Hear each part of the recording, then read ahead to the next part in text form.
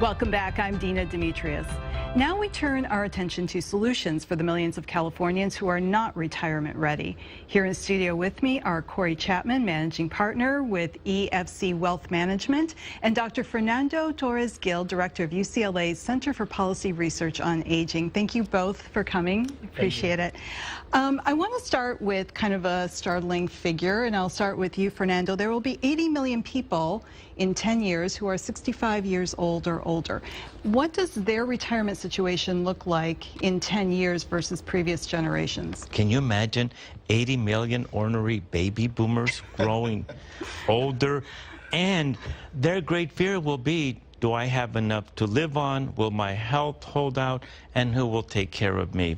1/3 of us, including myself, as a UCLA professor with the wife at the LA County, will have a great defined benefit retirement plan and defined benefit healthcare plan. So yes, this 1/3's in great shape. 1/3, however, will grow old in poverty. And that other 1/3 in the middle, worried, fearful, insecure. Okay, but very briefly, how is that different from previous generations? What's different in part is expectations. Okay. My generation grew up thinking we could have it all. And we looked to our parents and grandparents who were upwardly mobile in terms of income. They had the entitlement program. They seemed to do better and buy homes that appreciated. We hope to at least do as well. We may be a downwardly mobile generation in terms of income security and old age. The other difference is that there's a lot of us, 80 million, just at the point where these entitlement programs are facing their own fiscal dilemmas. And when much of the politics is about scaling back Social Security, Medicare, Medicaid, the Older Americans Act, that's the big difference. Okay. Cory, for those who would be insecure, for those who would be in poverty, what can be done to turn them around? People are definitely living much longer now, and because of that reason, we have to plan better. At the end of the day, it comes down to us. We have to start figuring out ways to save more and start planning in that process. One of the first things we need to start thinking about is how do we take an inventory of our current retirement situation. Look at our stocks, our bonds, our mutual funds, our savings accounts, our 401k plans, our IRAs, and take an inventory and see where you actually stand. And once you find out what types of investments you have and how much money you've accumulated, the next goal should be figuring out your magic number, and figuring out how much you're going to need for retirement. But what about the people who don't have those type of plans? They don't have pensions, they don't have wages high enough to save for the future. What can they do? Too many of us are living paycheck to paycheck, trying to make ends meet, and we can't really carve out as much money to set aside. I know people are not able to put money away into their 401k plans because there's just not enough money there.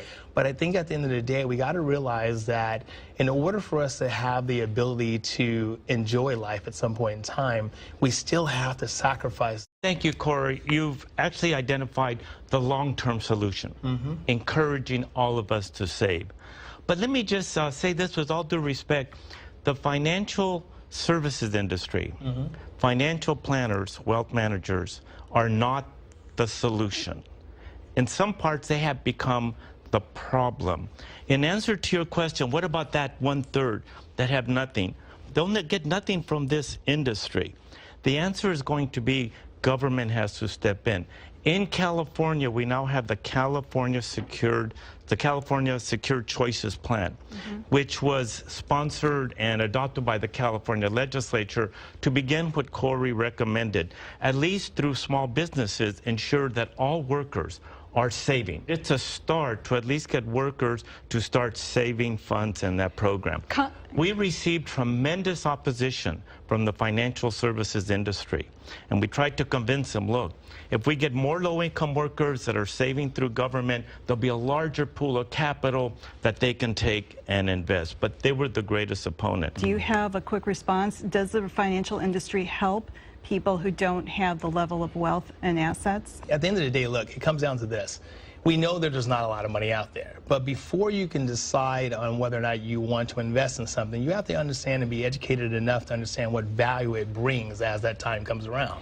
We could talk all day long and say that we want government to step in and kind of do all these things to kind of add plans and programs around that, but let's think about it from another standpoint.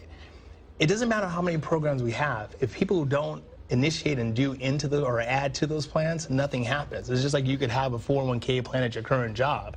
If you choose not to put money into that plan, then there's no savings at the end of the day. So we can't force people to do that. But what we can do is that we can show, what I mean by educate, not just educate on what types of vehicles to go into, but more importantly, what the value of that vehicle would be for them in the long term. Certainly, anything that is an incentive for individuals to save and to acquire financial literacy and to understand the value of compound interest is important and good. Those incentives are only going to come through the public sector, either at the state level or at the federal level. The fact is, most individuals today are getting by paycheck to paycheck, especially in a place like California. So it's not enough to promote the idea of savings and financial illiteracy unless there's a partner. And the private sector and financial services industry are wonderful partners once I have at least, what, $500,000 in discretionary income, then they're a great partner. One of the dilemmas we face with the aging of baby boomers, however, is that we are now seeing an increase in poverty. That means they're going to be the first generation in the last couple of generations that will experience greater vulnerability and greater poverty. And when you're 50 or 55, all these wonderful ideas are not going to make sense. And therefore, it does come down heavily on what is that social safety net that for whatever reasons, individuals reach 55, 65, and all they have is Social Security. So what do you do for them, Cory? You know, at the end of the day, it comes down to a couple of things. We're talking about Social Security, you know, and Social Security for a number of years was never designed to take care of someone. It was supposed to be a supplement, okay? It wasn't designed originally to say that everyone who retired now gets, on average, a $1,461 paycheck paid to them for the rest of their lives. So when we sit and we talk about the entitlements of how we need to go out and have all these different social programs, who pays for it? Who funds it? You know, the national debt right now is at an all-time high. How do we continue to keep writing checks to the government that are not being paid? You know, at the end of the day, that's an economic disaster just waiting to happen. Cory, that is the great survival of the fittest approach, which you just described. Yes, we have an unsustainable national debt and national deficit, but it's not because Social Security and Medicare and Medicaid are making that problem. That has to do with the fact that we've been lowering the tax rates. We've been enriching those who already have. We've been trying to convince the middle class that they're going to benefit from that.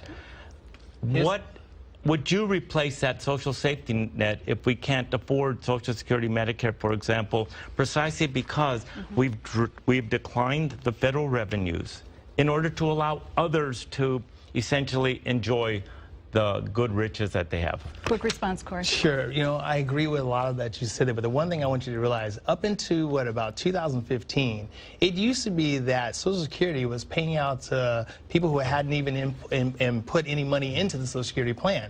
You could be a husband and a spouse, or a spouse and wife living in the same household, and the spouse was a stay-at-home mom that took care of their kids, and they were getting at least 50% of Social Security benefits that were coming in. So you're now saying, you're wondering why Social Security Administration is falling apart and we're running out of money, is because we were overfunding in so many different ways. Let's step back. Social Security Administration is not falling apart.